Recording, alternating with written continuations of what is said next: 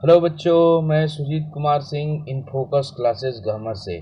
आज हम लोग डिस्कस करेंगे संस्थान में हुए ऑफलाइन सेट यूपी पुलिस के मैथ और रीजनिंग सेक्शन का। ठीक है, जो कि एकदम एग्ज़ाम ओरिएंटेड पेपर होते हैं। ठीक है, हफ्ते में 3 दिन ऑफलाइन पेपर होते हैं। अभी जो पेपर चल रहे हैं वो बिहार पुलिस, यूपी पुलिस और मध्य प्रदेश पुलिस के हो रहे हैं। ठीक है, आइए देखते हैं 76 नंबर क्वेश्चन। क्वेश्चन है, ए किसी काम को 9 दिन में पूरा कर सकता है जबकि बी उसी काम को 12 दिन में कर सकता है। ए और बी मिलकर उसे कितने दिन में करेंगे? तो देखते हैं हम लोग। ए और बी, ए 9 दिन में, बी जो है 12 दिन में। इनका एलसीएम ही हमारा टोटल वर्क होता है, तो 12 और 9 का एलसीएम हो जाएगा 36।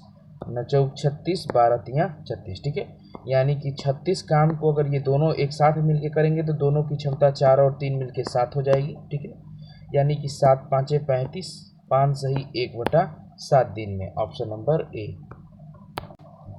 नेक्स्ट क्वेश्चन है हम लोग का, एक फुटकर विक्रेता किसी वस्तु के अंकित मूल्य पर 40% की छूट प्राप्त करता है। ठीक है, तो देखेंगे हम लोग कि किसी वस्तु का जो एमपी है, ठीक ना, वो 40% की छूट पर यानी कि 60% के बराबर है।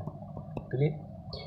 और कह रहा है कि यदि फुटकर विक्रेता उसे अंकित मूल्य पर बेचता तो उसे प्रतिशत लाभ क्या होता। ठीक ना, तो ध्यान दीजिएगा कि माना उसका एमपी जो था हमारा, एमपी हम यहाँ पर 100 मान लेते हैं। ठीक ना, 100%, और एमपी पर 40% की छूट, यानी उसके लिए ये सीपी जो रहा होता, ठीक ना, 60% के बराबर। तो कह रहा है कि वो 60 की जगह अगर 100 में बेचता तो उसका प्रतिशत लाभ कितना। तो हम पूछेंगे कि ध्यान दीजिए कितना बढ़ा 40, कहाँ से, 60 से, गुणा में 100। 20 दूनी के 40, 20 तिहाई 60, यानी 200 में 3% का लाभ होता, और इसी का मान होता है 66 से ही 2/3%। ऑप्शन नंबर सी। 78 है, एक मिश्रण में स्प्रिट और पानी का अनुपात 3:2 है। ठीक, 3 स्प्रिट है तो पानी आपका 2 है। क्लियर? यदि इसमें पानी की तुलना में 3 लीटर अधिक स्प्रिट है, कितना यूनिट अधिक स्प्रिट है? तो कहिएगा 1 यूनिट। ठीक है, और इसी की कीमत जो है 3 लीटर के बराबर है। क्लियर? तो हमसे पूछ रहा है कि स्प्रिट की मात्रा 3 यूनिट है, 1 3 के बराबर, तो 3 3 के 9 लीटर स्प्रिट की मात्रा। ऑप्शन नंबर सी। 79 देखिएगा, यदि 25 पेनों की लागत मूल्य, यानी कि 25 पेन की सीपी हमारा बराबर है 20 पेनों के एसपी के, क्लियर, विक्रय मूल्य के, तो कितने प्रतिशत का लाभ होगा? तो देखिए, ऐसे प्रश्न बड़े आसानी से लगेंगे। सीपी को सीपी यहीं रहने दीजिए, एसपी को इसके नीचे लेते आइए तिर्यक में, 20 को यहीं रहने दीजिए, 25 को इसके नीचे लेते आइए। ठीक ना, अब देखिए सीधा सीपी आपका 20, एसपी 25, कितना बढ़ा? 5 कहाँ से? 20 से, गुणा में 100। 20 पाँचे 100, 5 पाँचे 25%, यानी ऑप्शन नंबर बी। 80 नंबर देखेंगे, एक संख्या को 10% कम किया जाता है और परिणामी संख्या को फिर 20% कम किया जाता है, तो अंत में कमी का प्रतिशत क्या होगा? इस प्रश्न को हम लोग R1 R2 फार्मूले पर लगाएंगे। ठीक ना, कि पहले कमी जो है वो 10 की तो -10, पुनः कमी जो है वो 20% की तो माइनस में 20, और फिर प्लस माइनस 10 गुणा में 20, दोनों माइनस में ही है, बटा में 100। तो -10 -20 मिलके हो जाएंगे -30, और यहाँ माइनस माइनस जो है मिलके हो जाएगा प्लस, और दोनों शून्य कट जाएंगे यानी 2, यानी माइनस में 28, और माइनस सिर्फ ये बताता है कि कमी हुई है टोटल, यानी ऑप्शन नंबर डी। 81 देखिएगा, दो स्थान ए और बी के बीच की दूरी जो है हमारी, ए और बी के बीच की दूरी जो है वो 60 है। क्लियर? एक ही समय पर ए और बी से कारें जो हैं चलना शुरू करती हैं क्रमशः 35, यानी यहाँ से चलने वाली 35, यहाँ से चलने वाली 25 प्रति घंटा की गति से चलती हैं। यदि दोनों कारें एक ही दिशा में चलती हैं, ध्यान दीजिएगा, ये सबसे इम्पोर्टेंट पॉइंट है कि एक ही दिशा में, यानी कि ए भी इसी दिशा में बढ़ रही है और बी भी इसी दिशा में बढ़ रही है। ठीक है, तो वे कितने घंटे के बाद मिलेंगे। देखिए इनके बीच की दूरी जो 60 है, अगर वो कवर हो जाए तो ये दोनों मिल जाएंगी, और ये दोनों ध्यान दीजिए मिले, इनको मिलने के में सापेक्ष चाल क्या होगा। तो देखिए ये 35 से भाग रहा है, ये 25 से, यानी 25 तो कहीं ना कहीं इसमें भी है, ठीक है। एक्स्ट्रा क्या है 10, और यही 10 ये 60 को कवर करने में मदद करेगा। यानी कि 60 किलोमीटर को 10 किमी प्रति घंटा के हिसाब से कितने देर में कवर किया जा सकता है, तो आंसर आ जाएगा 6 घंटा। ऑप्शन नंबर सी। 82 देखिएगा, बोल रहा है कि 60 रुपया आपको एसआई मिला है 5 वर्षों में 6% की दर से, तो राशि क्या थी, ठीक ना। तो हम जानते हैं कि एसआई बराबर होता है PRT by principal into rate into T divided by 100। तो हमारा एसआई जो है वो 60 है, पी मिसिंग है, और आर हमारा 6% है, और समय जो है 5 साल है, डिवाइडेड बाई 100। क्लियर। 5 से कटाएंगे तो ध्यान दीजिएगा कि 20 बार में, और 6 से ये कट जाएगा 10 बार में, यानी हमारा प्रिंसिपल जो रहा होगा वो 200 रुपये रखा होगा। Option number A. 83 नंबर देखिएगा कि ए और बी के काम करने का दर 2:3 के अनुपात में है। दर का मतलब होता है क्षमता, इफिशियंसी। 2:3 के अनुपात में है, तो उनके द्वारा काम को पूरा करने के लिए गए दिनों का अनुपात क्या है। ध्यान दीजिएगा कि समय का जो अनुपात हो जाएगा वो क्षमता का बिल्कुल उल्टा होता है, यानी 3:2। ऑप्शन नंबर सी। 84 नंबर देखिएगा, दो धनात्मक संख्याओं का अनुपात 3:4 है, उनके वर्गों का योग जो है वो 400 है।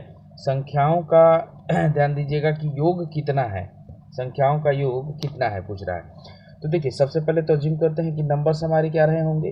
तो मान लेते हैं कि 3x, ठीक है, और इसका स्क्वायर करेंगे क्योंकि वर्गों का योग दिया हुआ है, और नेक्स्ट नंबर है 4x, इसका स्क्वायर करेंगे तो ये 400 के बराबर होना चाहिए। क्लियर। यानी कि 9x स्क्वायर और प्लस में 16x square is equal to 400, यानी 25x स्क्वायर, और 25 को लेके चले जाएंगे आगे, ठीक है। तो 400 और बटा में 25, 25 से कटाएंगे एक बार में, और 25 छके 150, यानी x का मान आ जाएगा 4। तो हमारे नंबर्स जो होंगे वो हो जाएंगे 4×3 12 और 4×4 16, जिनका योग हो जाएगा 28। Option number A. 85 नंबर देखिएगा, यदि बिक्री मूल्य पर 10% की हानि होती है तो लागत मूल्य पर हानि की दर क्या है। तो 10% इज इक्वल टू हो जाता है आपका 1/10, जिसमें से 10 को हम एसपी मानेंगे क्योंकि एसपी पर ये लॉस हो रहा है, और 1 को मानेंगे लॉस। तो हमारा सीपी हो जाएगा एसपी प्लस लॉस यानी कि 11, और लॉस तो हमारा एक ही रहेगा, यानी सीपी पर जो लॉस होगा वो 1/11 गुणा में 100, ठीक ना, यानी 100/11%, और इसी को करेंगे तो 9:1/11%। Option number B. 86 नंबर क्वेश्चन देखिएगा, सिर्फ लैंग्वेज के हिसाब से टफ किए हुए, कुछ है नहीं इसमें। देखिए अगर 1% कहीं लिखते हैं तो इसके जगह पर आप 100 आधार बिंदु लिख सकते हैं। क्लियर है। फिर कह रहा है कि कितने आधार बिंदु 62.5% से 82.5% अधिक है। तो सबसे पहले तो देखेंगे कि 62 से 82.5 अधिक है कितना, तो 82.5 और माइनस में 62.5, यानी कि कितना 20%, और 1% बराबर 100 आधार बिंदु, तो 20% बराबर 20 गुणा में 100, यानी कि 2000 आधार बिंदु मानाएगा। Option number D. 87 देखिएगा, बोल रहा है कि यदि ध्वनि 330 मीटर प्रति सेकंड की गति से यात्रा करती है, बादलों के गरजने के बाद आवाज बिजली चमकने के 10 सेकंड के बाद सुनाई देती है। तो देखिए यहाँ एक कॉन्सेप्ट है कि बिजली का चमकना और बादलों का गरजना दोनों एक साथ होता है। क्लियर। और चालों के डिफरेंस की वजह से चमकना, प्रकाश की गति तेज होती है तो पहले हम चमकना देख लेते हैं, और गरजना उसके बाद देखते हैं क्योंकि ध्वनि की गति उससे थोड़ी सी कम होती है। तो चमकने के 10 सेकंड के बाद हम देखते हैं, यानी कि ध्वनि को वहाँ से हमारे पास पहुँचने में 10 सेकंड का समय लगता है, और उसकी चाल है 330 मीटर प्रति सेकंड।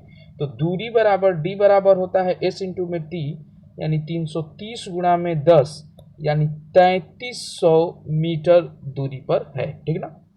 और हम देख रहे हैं कि हमारे जवाब जो हैं वो किलोमीटर में है, तो मीटर से ध्यान दीजिएगा किलोमीटर में बनाने के लिए 1000 से भाग दे देंगे, यानी 3.3 किलोमीटर हमसे दूरी पर है, ऑप्शन नंबर बी।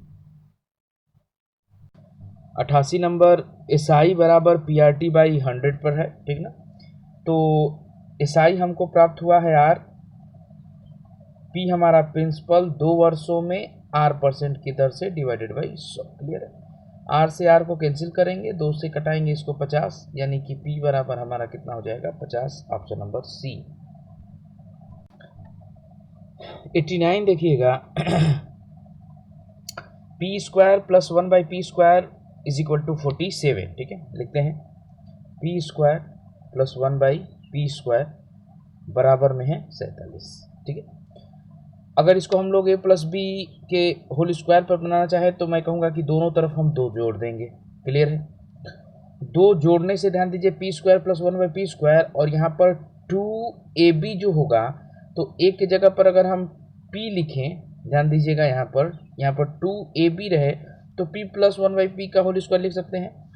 तो 2 इंटू में p इंटू में 1 बाई पी, क्लियर। और देखिए p से p कैंसिल होगा तो यहाँ पर इस पूरे का मान हमारे पास 2 ही रहेगा, क्लियर, 2 ही रहेगा।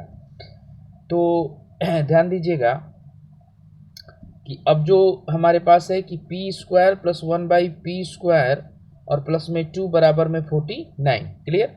यानी कहीं ना कहीं 2ab है हमारे पास, 2 इंटू में p इंटू में 1 बाई पी से p कटा था, तो लिख सकते हैं कि p प्लस 1 बाई पी का whole square is equal to 7 का स्क्वायर, और दोनों तरफ स्क्वायर कैंसिल करने पर यानी कि p 1 by P is equal to 7, option number C है। नेक्स्ट क्वेश्चन आप देखिएगा, 90 नंबर बोल रहा है कि यदि 28 वस्तुओं का लागत मूल्य यानी 28 वस्तु का सीपी बराबर है 21 वस्तुओं के एसपी के, तो भी पिछले क्वेश्चन में देखा था हम लोगों ने कि सीपी को यहीं पर, एसपी इसके नीचे, 21 यहीं पर, 28 इसके नीचे, क्लियर। और सीधा कितना बढ़ा, 7 कहाँ से, 21 से गुणा में 100, ठीक है। 7 तिली के 21, 100/3%, या कह सकते हैं 33:1/3%, क्लियर, ऑप्शन नंबर बी। 91 देखिएगा, पिछले वित्त वर्ष में एक कार कंपनी ने 41,800 कारें बेची और इस वर्ष वह 51,300 कारें बेचने का लक्ष्य रखती है।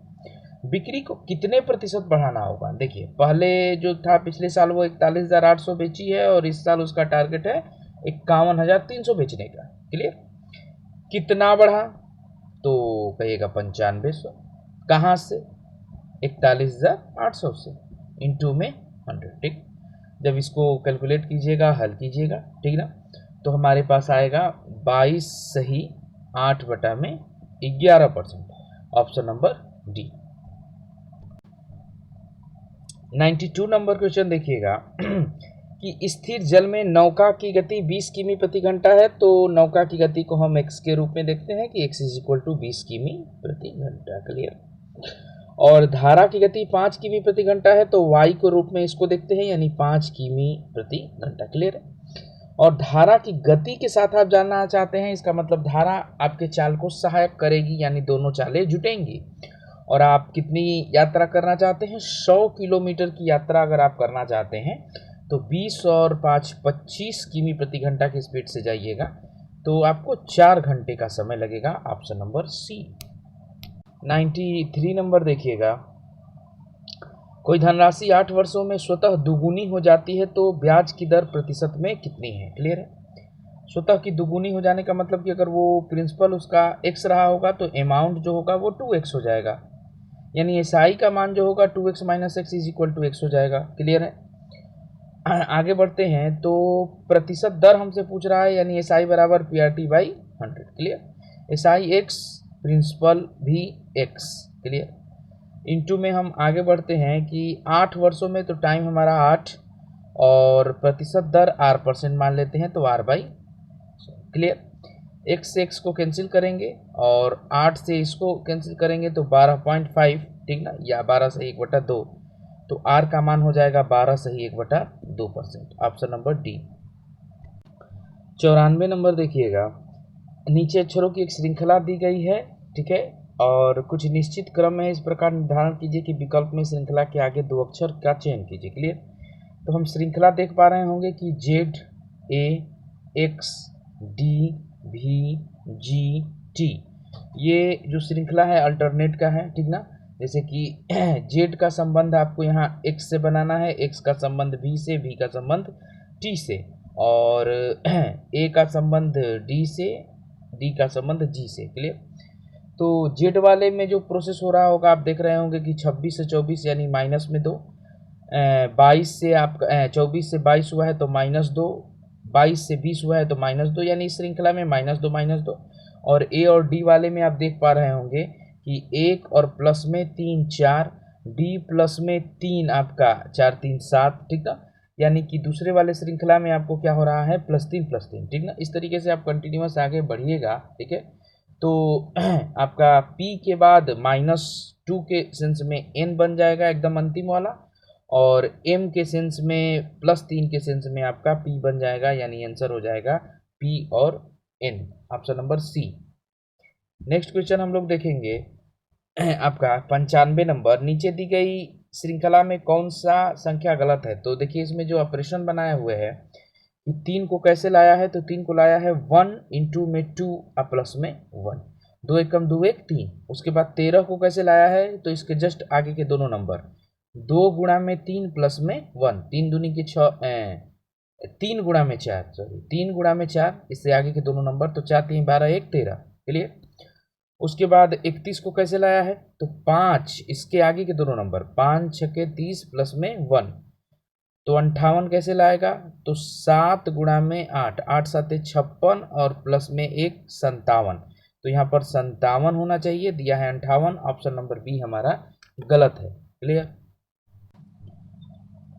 96 देखिएगा कि एक व्यक्ति 4 किमी लंबी सुरंग में एक रेलगाड़ी को घुसते हुए देखता है। यदि रेलगाड़ी की लंबाई सुरंग की लंबाई का 8वां भाग हो और वह 6 मिनट में सुरंग से बाहर निकल गई तो उसकी रफ्तार क्या है। देखिए एक बात यहाँ ध्यान दीजिएगा कि इस दौरान रेलगाड़ी जो है अपनी लंबाई और सुरंग की लंबाई दोनों टोटल पार करेगी। क्लियर। तो सबसे पहले तो हम लोग लंबाई निकाल लें। तो देखिए रेल की जो लंबाई है वो सुरंग की लंबाई का 8वां हिस्सा है। तो अगर हम ये कहें कि रेलगाड़ी अगर 1 मीटर लंबी है तो सुरंग जो है 8 मीटर यानी 8 यूनिट है। क्लियर।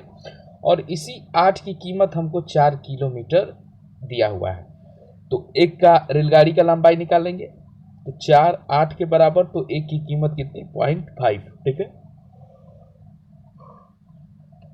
दोनों की लंबाई कितनी हो जाएगी, तो 4 प्लस में 0.5 यानी कि 4.5, और अब इस 4.5 दूरी को वो 6 मिनट में क्रॉस करता है, तो किलोमीटर बटा में मिनट तो लिखेंगे नहीं, तो इसको घंटा बनाएंगे तो 60 से भाग देंगे और यही 60 आपका ऊपर चला जाएगा गुणा में 60। क्लियर।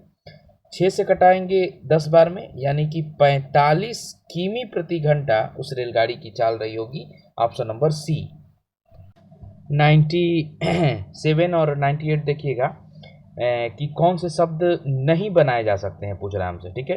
तो कोई भी एक अक्षर ऑप्शंस में किसी में नहीं होंगे तो वही अक्षर वही शब्द हमारे नहीं बनाए जा सकते हैं।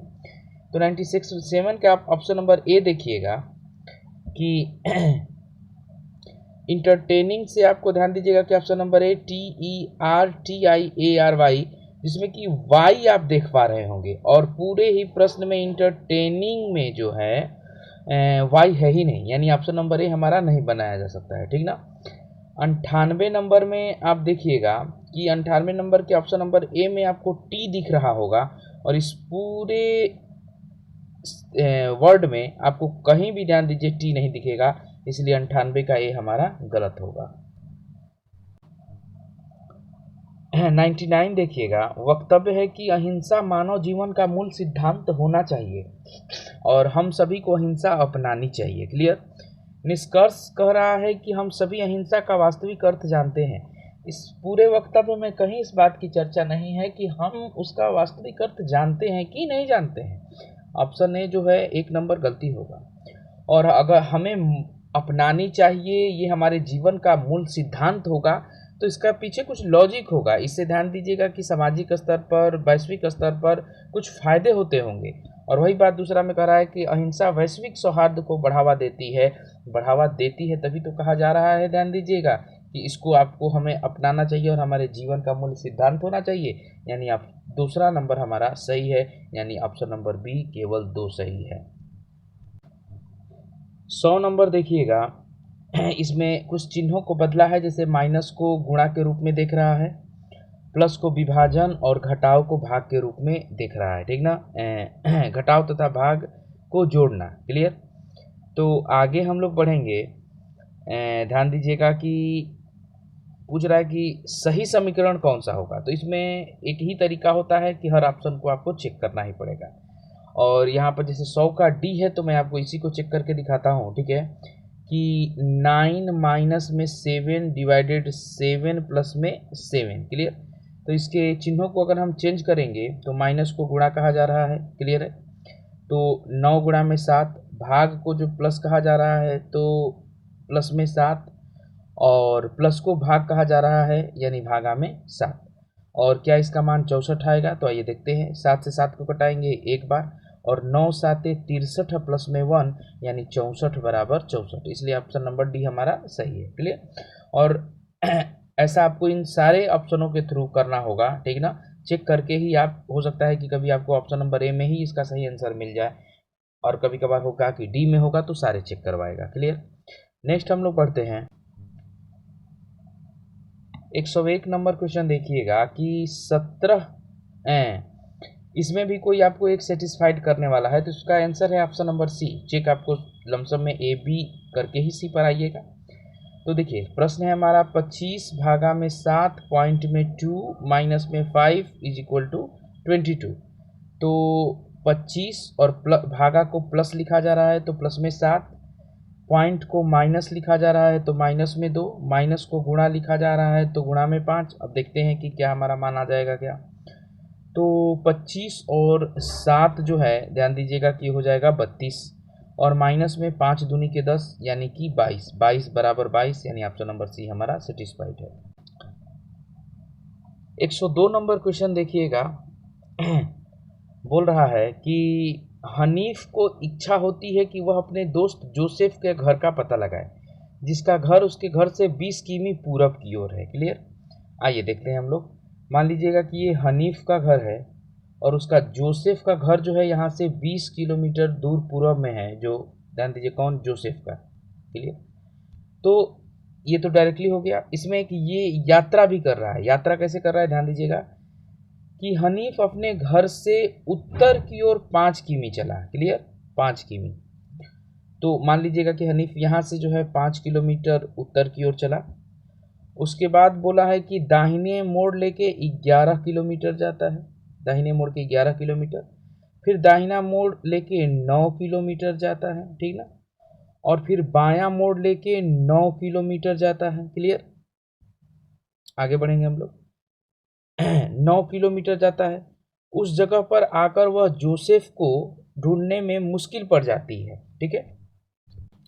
यहाँ पर आके जब वो मुश्किल, अब यहाँ से उसे ढूंढने में मुश्किल होती है, तो देखिए स्टार्टिंग में एक पॉइंट कहा था कि हनीफ का घर जोसेफ से 20 किलोमीटर आगे है। तो अगर वो हनीफ अगर अपने यहाँ के घर से चला था, तो यहाँ से देखिए एक सीधे रास्ता में अगर हम 20 किलोमीटर की यात्रा तय करें, तो देखिए 11 हमारा यहाँ से हो गया है और 9 हमारा यहाँ से हो गया है, यानी 11 और 9 20, यानी यहाँ पर जो है वो जोसेफ का घर है।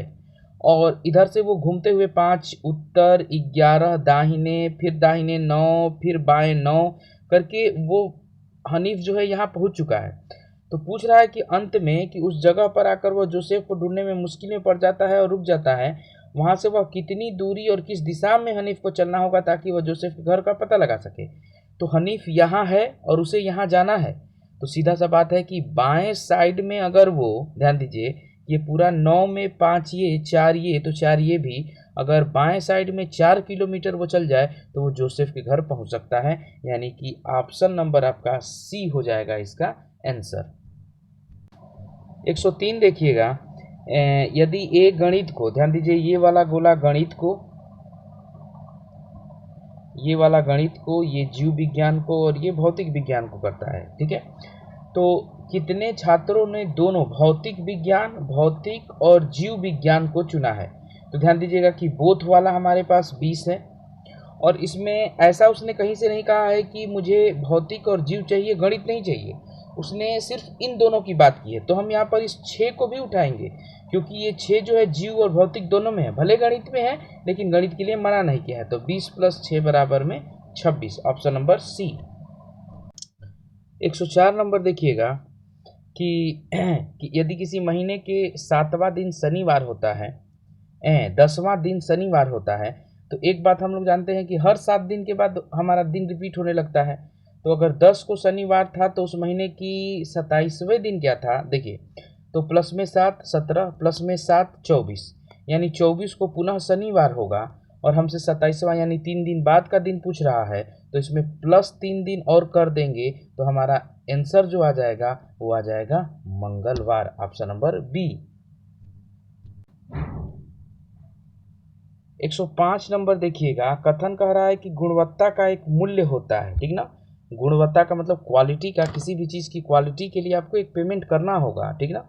तो गुणवत्ता का एक मूल्य होता है, और भारत शिक्षा के लिए काफ़ी धन का आवंटन कर रहा है। निर्णय इसमें आपको लेना है कि भारत की शिक्षा की गुणवत्ता में सुधार होगा। तो सीधा सा बात है कि गुणवत्ता का एक मूल्य होता है और भारत शिक्षा के ऊपर मूल्य खर्च कर रहा है। तो सीधा सा उसका लॉजिक होगा कि भारत की शिक्षा की गुणवत्ता में सुधार बिल्कुल होगा। क्लियर। नेक्स्ट हमारा कह रहा है कि केवल निधियन का मतलब केवल पैसा खर्चा करना है। तो केवल पैसे खर्च करके ही शिक्षा की गुणवत्ता को बढ़ाया जा सकता है? ध्यान दीजिए, ऐसा बिल्कुल भी संभव नहीं है। ये नहीं कि आपको पैसे खर्च करके एक से एक किताबें दे दी गई, सारी फैसिलिटी उपलब्ध करा दी गई, एसी लगवा दिया गया आपके रूम में, तो इसका बिल्कुल ही जरूरी नहीं है कि आप जो है पढ़ाई में तेज हो जाइएगा या पढ़ने लग जाइएगा, ठीक ना। हाँ, वो एक इंफ्रास्ट्रक्चर बेहतर करना आपको पढ़ाई में सुविधा दे सकता है, मदद कर सकता है, लेकिन आपको पढ़ा ही सकता है ये सही नहीं है। तो ऑप्शन नंबर 1 सही है, यानी ऑप्शन नंबर ए हो जाएगा 105 का। 106 नंबर क्वेश्चन देखिएगा, आराम से समझिएगा कि दो भाइयों की आयु के बीच का अंतर, ठीक ना, उनके पिता और माता की आयु के बीच के अंतर के समान है। मतलब भाई बहन के एज में जो डिफरेंस है वही डिफरेंस माता और पिता के भी आयु में है। बड़ा भाई जो है हमारा 15 साल का है, बड़ा भाई जो है वो 15 साल का है, और छोटा भाई के जन्म के समय उसकी माँ की उम्र 37 साल थी। पिता माता से 5 साल बड़े हैं। तो देखिए, जब अगर पिता माता से 5 साल बड़े हैं तो बड़ा भाई भी छोटे भाई से 5 साल बड़ा होगा। तो ध्यान दीजिएगा कि अभी जो होगा वो छोटा भाई कैसे साल का होगा? तो ध्यान दीजिएगा 15 में से 5 गया यानी कि 10 साल का होगा। क्लियर। आगे हम लोग बढ़ते हैं। कह रहा है कि छोटे भाई के जन्म के समय उनकी माँ की उम्र 37 साल थी। तो देखिए, जब छोटा भाई पैदा हुआ था तो उस समय वो 0 साल का होगा, और उस समय माँ कै साल की थी? तो 37 साल की। क्लियर। और उस समय बड़ा भाई कै साल का होगा? तो ध्यान दीजिएगा कि छोटा भाई से वो 5 साल बड़ा है। तो जब छोटा भाई 0 यानी -10, तो यहाँ पर बड़ा भाई भी -10 यानी 5 साल। तो बड़ा भाई छोटे भाई के जन्म के समय 5 साल का और माँ 37 साल की। तो बड़े भाई के जन्म के समय की अगर हम बात करें तो पुनः 5 साल पीछे जाएंगे, यानी कि बड़े भाई के जन्म के समय वह खुद 0 साल का, यानी माँ हो जाएगी -5 यानी कि 32 साल की। क्लियर। और उस समय पिताजी कै साल के होंगे? तो पिताजी हमेशा माताजी से 5 साल बड़े होंगे। तो माँ अगर 32 की तो पिताजी प्लस में 5 यानी 37 साल के। तो बड़े भाई के जन्म के समय उनकी उम्र का योग जो होगा वो 32 और 37 के योग के बराबर 7 2 9 3 3 6 69 ईयर होगा। तो 106 का हमारा हो जाएगा ऑप्शन नंबर डी, इनमें से कोई नहीं। 107 नंबर रैंकिंग का क्वेश्चन है कि आम के पेड़ और नारियल के पेड़ की ऊंचाई समान है, ठीक ना। तो आम बराबर है नारियल। क्लियर। आगे कह रहा है कि केले का पेड़ तार के पेड़ से छोटा है, तार से छोटा है केला। क्लियर। अमरूद का पेड़ केले के पेड़ से छोटा है, अमरूद का पेड़ जो है वो केले से भी छोटा है। पर आम के पेड़ से ऊंचा है। क्लियर? कौन? तो ध्यान दीजिएगा कि अमरूद का पेड़ जो है, अमरूद का पेड़ जो है वो, जैसे अमरूद का पेड़ केले के पेड़ से छोटा है पर आम के पेड़ से ऊंचा है, तो यानी ये टोटल पार्ट जो है यहाँ पर आके लग जाएगा। ठीक ना? कि आम से बड़ा आपका अमरूद, अमरूद से बड़ा आपका केला, और केला से बड़ा आपका हो जाएगा ताड़। तो सबसे ऊंचा पेड़, सबसे ऊंचा पेड़ आपका हो जाएगा ताड़, यानी option number A. 108 number question देखिएगा कि 5 का क्यूब 125, 3 का क्यूब 27, 2 का क्यूब 8, तो इसमें से बी नंबर हमारा भिन्न है क्योंकि 4 का क्यूब 64 होगा और यहाँ 32 दिया हुआ है, तो 108 का हो जाएगा बी नंबर ऑप्शन। 109 नंबर देखिएगा कि किसी कोड में पेयर पी आई आर को 1 2 3 4, L A I R 52 34, L I am P 53 96 है। तो देखिए इसमें सीधा सेम कोडेड है, जैसे कि P के लिए 1 है, A के लिए 2 है, I के लिए 3 है और R के लिए 4 है। L के लिए 5 है, A के लिए 2 है, I के लिए 3 है, R के लिए 4 है। L के लिए ध्यान दीजिए 5 है, I के लिए 3 है, तो I का हमसे पूछ रहा है, तो I का हम देख रहे हैं तीनों जगह 3 है, यानी ऑप्शन नंबर बी। नीचे दी गई श्रृंखला के खाली स्थान पर 110 नंबर में, तो ये जो है प्राकृतिक संख्याओं के घनों का श्रृंखला बना रहा है, यानी 1 का क्यूब 1, 2 का 8, 3 का 27, 4 का 64, 5 का 125, तो 6 का आपका हो जाएगा 216। 111 नंबर देखिएगा आप, यदि प्लस को भाग, माइनस को गुणा, भाग को माइनस, गुणा को प्लस में बदला जाता है, तो नीचे एक व्यंजक का मान क्या होगा? तो हम चिन्हों को चेंज करते हैं। 65 गुणा में 10, भागा में 5, माइनस में 3, प्लस में 4। क्लियर? हल करेंगे यहाँ से, तो ध्यान दीजिएगा कि 65 और गुणा में 2 और माइनस में, ध्यान दीजिएगा माइनस क्या, -3 और +4 मिलके हो जाएंगे प्लस में 1, तो 65 दूनी के 130 और प्लस में 1 यानी 131, option number C. 112 number question देखिएगा कि कौन सा भिन्न है, तो देखिए 1 का स्क्वायर प्लस में 1 2, 5 का स्क्वायर 25 प्लस में 1 26, 7 का स्क्वायर 49 प्लस में 1 50, 6 का स्क्वायर अब प्लस में 1 36 होना चाहिए, 35 है, option number D. 113 number question देखिएगा जिसमें कि दहाई के अंक को का डिफरेंस हमारे सामने लिखा गया है। क्लियर? मतलब कि 4 में से 2 गया 2, 7 में से 4 गया 3, 6 में से 4 गया, आंसर हो जाएगा 2, ऑप्शन नंबर सी।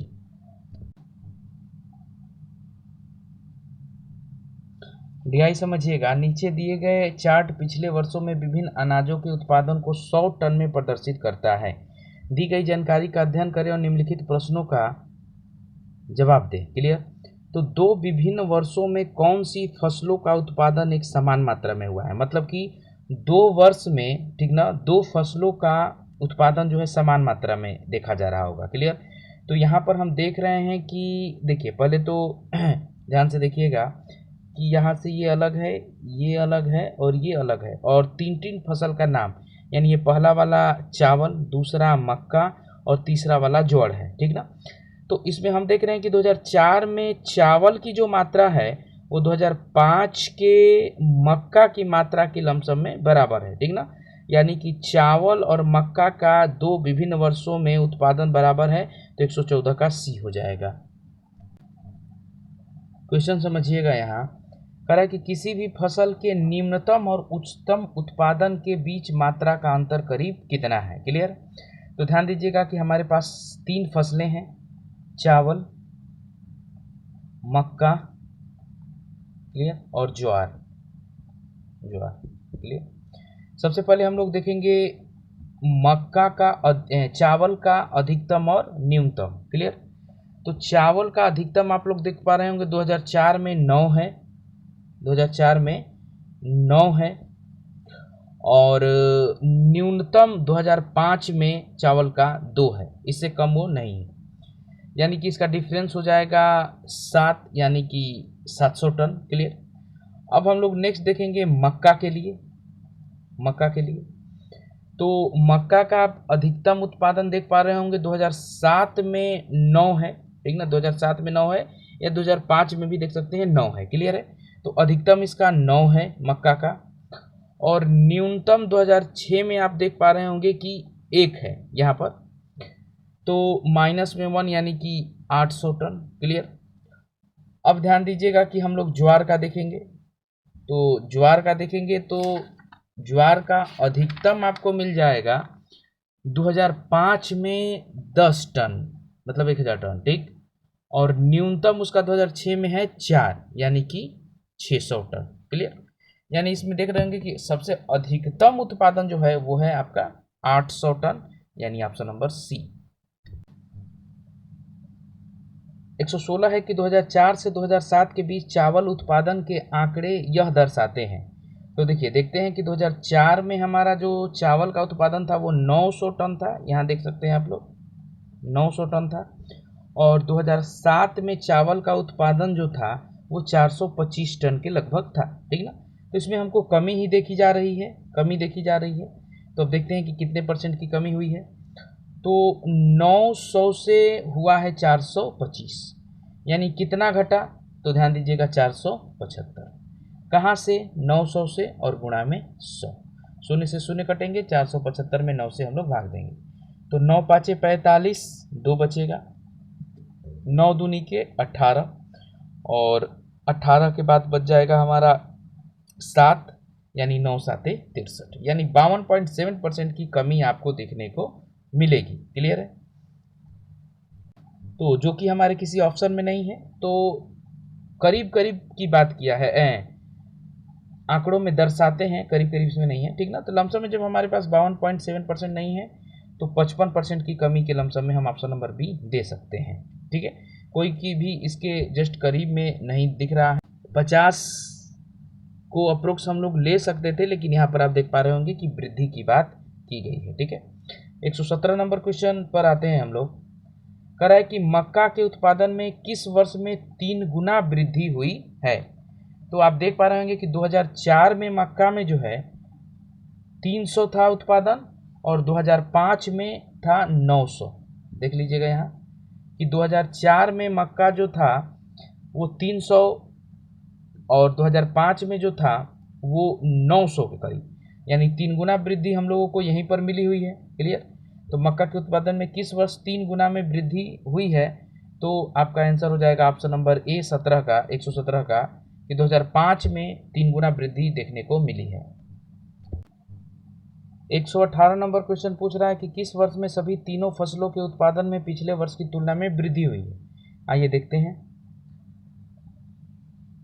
देखिए 2004 से 5 में तो कमी ही दिखाई दे रही है, 5 से 6 में हम देखते हैं तो इसमें भी कमी ही दिखाई दे रही है। 2006 से 7 में अगर आते हैं तो हम देख रहे हैं कि इसमें तीनों में ही आप देख पा रहे होंगे कि वृद्धि आपको देखने को मिल रही होगी, इस तरीके से, क्लियर है। तो आइए 118 में देखते हैं कि आंसर हो जाएगा हमारा ऑप्शन नंबर सी, जिसमें कि 2007 में तीनों ही फसलों में वृद्धि हमको देखने को मिली।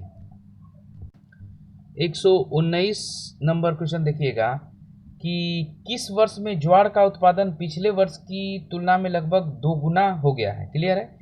तो ये आप ध्यान से देखिएगा कि 2005 से 2004 की तुलना में ज्वार का उत्पादन जो है 2 गुना हुआ है, ठीक है। तो आंसर हो जाएगा आपका डी नंबर, क्लियर है कि 2005 में 2004 की अपेक्षा 2 गुना हुआ है। 120 नंबर क्वेश्चन कर रहा है कि किस वर्ष किस फसल के उत्पादन में पिछले वर्ष की तुलना में सबसे अधिक गिरावट आई है, क्लियर है। तो इसमें ध्यान दीजिएगा कि कमी वाला पार्ट हम लोग देखेंगे कि किसमें कमी हुई है, और सबसे अधिक गिरावट की बात, जैसे यहाँ पर हम लोग डीआई में भी थोड़ा सा समझ लेते हैं इस बात को। देखिएगा कि जहाँ जहाँ हमको कमी दिखाई देगी यहाँ से वही चेक करेंगे भी, क्लियर है। जैसे कि पहला हम लोग आ जाते हैं कि कमी के सेंस में, तो 2004 से 2005 में, तो देखिए जैसे कि चावल की कमी, यानी चावल 9 से हो गया है आपका 3, क्लियर, 9 से हो गया है 3, तो इसमें ये कमी देख लेंगे, ठीक। उसी प्रकार यहाँ आ जाएंगे कि 2005 से 6 में जो है ज्वार में ये वाली कमी देखेंगे, तो इस सबका परसेंटेज हम लोग निकालेंगे, ठीक है। और सबका परसेंटेज निकालने के बाद जिसका अधिकतम होगा वही हमारा आंसर होगा। इसमें से आपको मिल जाएगा कि सन 2006 में, ऑप्शन नंबर बी में, सन 2006 में मक्का में सबसे अधिक गिरावट आपको देखने को मिलेगी, option number B. 121 number question देखिएगा। ये पाई चार्ट के द्वारा जो है, नीचे दिए गए पाई चार्ट विद्यालय के 300 बच्चों के द्वारा बताए गए सबसे अधिक पसंदीदा लेखक के आंकड़ों को प्रस्तुत करता है। दी गई जानकारी को पढ़कर नीचे दिए गए प्रश्नों के उत्तर दीजिए, ठीक ना। तो 121 नंबर क्वेश्चन है कि कितने प्रतिशत बच्चों ने एनीड ब्लाइंटन को अपना पसंदीदा लेखक बताया है। तो एनीड ब्लाइंटन को इन्होंने, ध्यान दीजिएगा कि 50 बच्चों ने ऐसा बताया है एनीड ब्लाइंटन को, क्लियर है। तो 50 300 का कितना परसेंट हो जाएगा, चेक करेंगे। तो 50 जो है वो 300 का परसेंटेज होगा, ध्यान दीजिएगा कि 50 से कटाएंगे तो 3 दूनी के 6 बार, 6 5 30, यानी 50 बटा में 3 कह लीजिए, या 16 सही 2 बटा 3% कह लीजिए। तो ऑप्शन नंबर बी हमारा आंसर हो जाएगा 121 का बी, क्लियर है। 122 नंबर हम लोग क्वेश्चन देखेंगे। क्वेश्चन बोल रहा है कि जेके रोलिंग को पसंद करने वाले बच्चों की संख्या। तो देखिए, जेके रोलिंग को जो पसंद करने वाले बच्चे हैं वो हैं 110। देख पा रहे होंगे डीआई में आप कि जो जेके रोलिंग को जो पसंद करने वाले हैं 110 है। और पूछ रहा है कि जेके रोलिंग को पसंद करने वाले बच्चों की संख्या की तुलना में कितने बच्चे एनीड ब्लाइंटन है हमारे पास 50, एनीड जो है 50 है। और रस्किन बॉन्ड, तो रस्किन बॉन्ड है हमारे पास 80, यानी 8 5 13, क्लियर। तो कह रहा है कि पसंद करते हैं, जेके रोलिंग पसंद करने वाले बच्चों की संख्या की तुलना में कितने अधिक बच्चे, क्लियर है। यानी कि 130 से जो है 110 20 कम है, यानी जेके रोलिंग से 20 बच्चे ज़्यादा इन दोनों को पसंद करते हैं, यानी ऑप्शन नंबर बी हमारा आंसर हो जाएगा। 123 से इजी क्वेश्चन है तो थोड़ा तेजी में निकलेंगे। देखिए, मुद्रा जो है, एक क्या है मुद्रा, तो ध्यान दीजिएगा कि राष्ट्रीयता जो है एक देश की होती है, और यहाँ देश के नाम के सेंस में भारतीय लिखा है, तो राष्ट्रीयता किसकी होगी, भारतीय की, ठीक है ना। आगे बढ़ेंगे कि 124 का ध्यान दीजिएगा कि यहाँ पर अगर पोजीशंस लिख के काम कीजिएगा तो P का Q यानी +1, R का T यानी +2, A का D यानी +3 और G का +4 यानी कि K, यानी +1 +2 +3 +4 का कार्यक्रम कर रहा है। STOP में आप +1 +2 +3 कीजिएगा तो TVRT मिलेगा, ऑप्शन नंबर सी में। 125 नंबर क्वेश्चन देखिएगा कि 562 जो है वो संबंधित है 30 से। कैसे संबंधित है, तो देखिए 5 गुणा में 6 गुणा में 2, 6 5 30, 30 दूनी के 60 और डिवाइडेड बाई 2 बराबर 30। तो इसी प्रकार 6 गुणा में 6 गुणा में 3, 6 36, 36 और 36 तियाँ 108 divided by 2 is equal to 54, option number C, clear.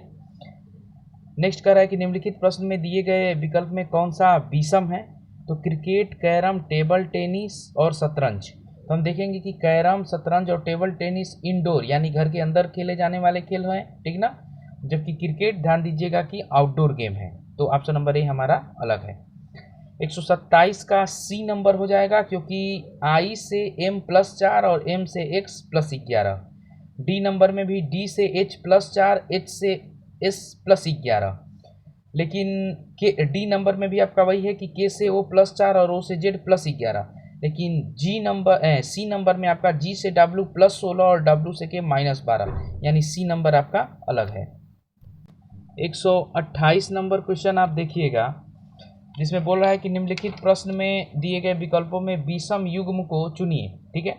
तो देखिए 121 का 1331, क्लियर। वैसे 1331 जो है वो 11 का क्यूब है, क्लियर, और 11 का क्यूब है तो 11 का स्क्वायर प्लस में 1 122, क्लियर। नेक्स्ट आते हैं हम लोग बी नंबर पर। तो बी नंबर में 21 97 13 का क्यूब है, और 13 का स्क्वायर जो होगा वो 169 और यहाँ पर +4 कर रहा है। देखिए लिख के बता देता हूँ मैं कि 122 और 1331, ऑप्शन नंबर ए है। तो ये 11 का क्यूब है और ये 122 जो है वो 11 का स्क्वायर प्लस में 1 है। इसी प्रकार देखिए यहाँ पर बी हमारा अलग है, ठीक है। पहले सी डी को देख लेते हैं। तो सी हमारा 27, 44 और 197। तो 27, 44 जो है 14 का क्यूब है और 14 का स्क्वायर और प्लस में 1, 14 का स्क्वायर 196 प्लस में 1 197। डी नंबर में आइएगा तो 49, 13 यानी 17 का क्यूब है 49, 13 और 17 का स्क्वायर 289 और 289 और 1 290। लेकिन ऑप्शन नंबर बी में ऐसा नहीं है। 21, 97 आपका 13 का क्यूब है और 13 का स्क्वायर 169 और प्लस 1 कीजिएगा तो 170 आना चाहिए, जबकि दिया है 173, इसलिए वो अलग है। 129 नंबर क्वेश्चन देखिएगा कि निम्नलिखित शब्दों के शब्दकोश में आने वाले क्रम के अनुसार लिखिए। तो शब्दकोश के अनुसार, डिक्शनरी के अनुसार हम लोग लिखेंगे तो इसमें बनेगा हमारा ऑप्शन नंबर ए, ठीक ना। इसमें ध्यान दीजिएगा कि तीसरा सबसे पहले एक्स ए, ठीक है, देख भी पा रहे होंगे कि एक्स से किसी को छाट नहीं सकते और एक्स के बाद ए है तो पहले ये आएगा। उसके बाद फिर आएगा 4 नंबर, क्योंकि उसके बाद वाई को तो चेक नहीं करेंगे, ई से भी नहीं, एन से भी नहीं, आई और ओ से, तो ध्यान दीजिएगा कि 4 नंबर हमारा पहले। तो इस तरीके से चेक कीजिएगा तो 129 का हो जाएगा ए नंबर। 130 नंबर क्वेश्चन देखिएगा कि एल ओ क्यू एस भी एक्स जेड सी ई। तो संबंध देखिएगा कैसे दिया है, एल का एस से, एस का जेड से और जेड का अगले वाले से। उसके बाद ओ का भी से, भी का सी से। किया क्या है, तो एल का एस में +7, ओ का भी में भी +7 और क्यू का एक्स में भी +7, यानी इक्वेशन से सब में +7 +7 +7। इस हिसाब से 130 का बन जाएगा ए नंबर।